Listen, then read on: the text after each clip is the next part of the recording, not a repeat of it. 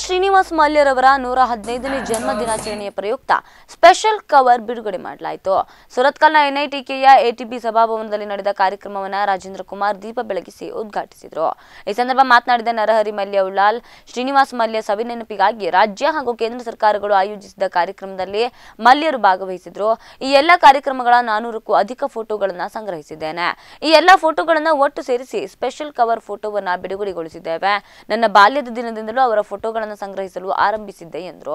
Ullal Srinivas ಮಲ್ಯರವರ special cover ಈ ಮೊದಲು ಅಂಚೆ ಕಚೇರಿಯಲ್ಲಿಯೂ ಬಿಡುಗಡೆಗೊಳಿಸಲಾಯಿತು.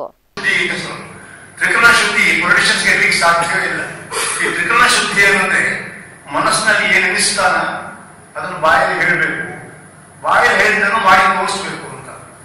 ಅದು ಮಹಾಭಾರತದಲ್ಲಿ ಅರ್ಜುನನಿಗೆ 3 ಗುಣ ಅಂತೆ. ಒಂದು ಶ್ರವಣ ಕೇಳು, ಇನ್ನೊಂದು ಮನನ.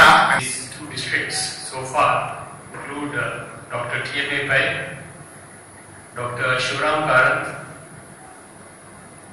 then Ramabai,